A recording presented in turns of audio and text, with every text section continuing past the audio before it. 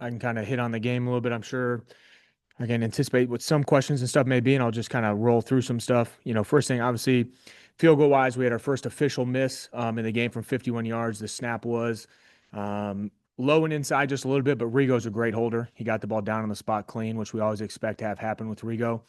The ball's down on the spot, we got to make the kick. There's not any difference between the way Spencer's going to hit a ball, just like a lot of really good, talented NFL kickers that have a big leg.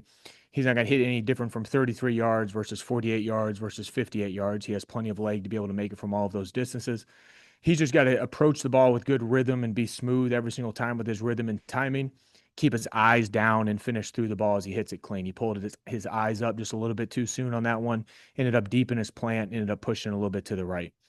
As a whole, feel really, really good and confident about where he's at with everything. I think he's handled pregame and all of his game situations really well so far.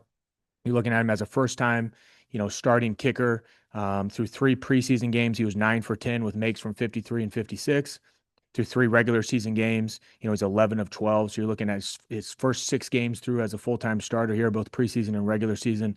He's 20 of 22. We just got to continue to keep building on that. And I think he's done a really good job being comfortable and confident in a lot of those moments. And we just got to keep pushing him forward as we move through that. Punt and punt return, obviously, we had an official punt rep. Rigo did a really good job getting the ball down at the 9-yard line. We've had very limited reps, in general for punt and punt return. We had one punt return rep, weren't able to get Gould going. Still need to get him going as we work through that.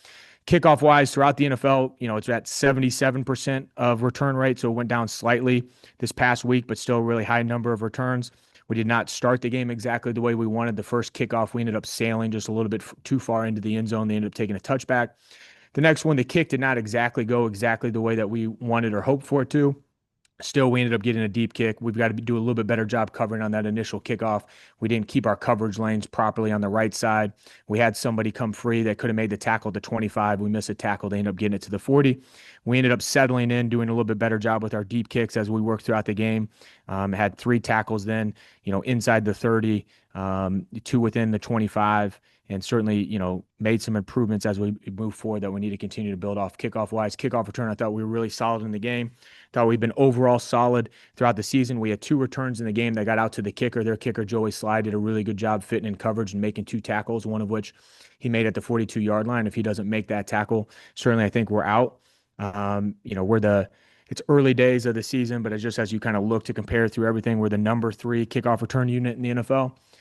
We got a really big challenge this week. The Rams are the number 1 kickoff unit in the NFL, and that's largely due to the fact that their kicker, Cardi, has really been elite with hitting line drive trick kicks and getting the ball on the ground, which has certainly hurt, the opponent's offensive starting field position off of return. So we've got to do a great job as we put a plan together this week to be able to secure the ball and be able to set up our offense with the best field position possible, as we're moving forward. And obviously, Big Grove, big shout out to him blocking the 62-yard field goal and doing a great job getting pressure on that. Joel, go ahead with your question. A ton of blocked field goals last week around the league. Um, is that just kind of a perfect storm of everything coming together, or is there something there a little bit with field goals getting blocked? That's a great question. Tuesday night, so tonight is when I watched through all the other clips from around the league, Joel. And you know what? I should have watched all the blocked field goals last night because I should have known that it was very unique. What I think there's 5 blocked field goals and then 9 returns for touchdown across the league. So a lot of special teams action yesterday. A number of the ones that I watched or I've seen so far were longer field goals. So obviously, at times longer field goals, lower trajectory kick, better opportunity to be able to get a block. I don't know the exact correlation if it was a coincidence or if there were a number. Obviously people are getting more comfortable with kickers kicking further and further back field goals. Does that have something to do with the fact that there was a number of long distance field goals that, people were able to get a tip on? But it's probably more or less a coincidence. Obviously 2 were in the Eagles game. So 2 of the 5, obviously there was one issue that the Eagles were able to exploit there. In terms of preventing blocks on those long kicks, is there anything you can do? Because obviously it does have to be a lower trajectory. Yeah, so the number one thing, when we talk about the field goal block team, in order for you to block a kick, you could do a perfect job as a field goal block team, but the only way that you're going to be able to block a kick is if it's a slow operation or a low kick, right? Now, unless you have, some sort of freak of a, situation where Myles Garrett completely jumps over everybody and is able to block a kick. Something like that happens. Obviously, that breaks the norm. That's an extreme. But in a normal situation, you're going to need a slow operation or a low kick. So some kickers that have big legs, Brandon Aubrey, some guys, even from a long distance field goal are going to have really good high trajectory on a lot of their kicks, and that's not going to be an issue. Some kickers obviously are going to drive the ball a little bit more from a longer distance, and that's going to end up being a little bit of an issue. And you got to make sure you can't allow any push to create a new line of scrimmage and let those guys move back 2 yards to be able to get a hand on the ball. So some of that's going to be dependent on the kicker on whether or not you can control some of that or not. But certainly you need to win at the line of scrimmage and make sure you have a normal operation with getting the ball up over the line of scrimmage. James, go ahead. Brian, Grover will never give himself credit for any play he makes. He kind of just makes things seem like they're as easy as, I don't know, walking. But can you explain like why he had success on that play and what makes him so disruptive? Yeah, so Joe Hastings, coaches our field goal block unit, does a great job of just being able to switch up the different looks and things to try and get some guys free. In that situation, Grove was waving across the long snapper.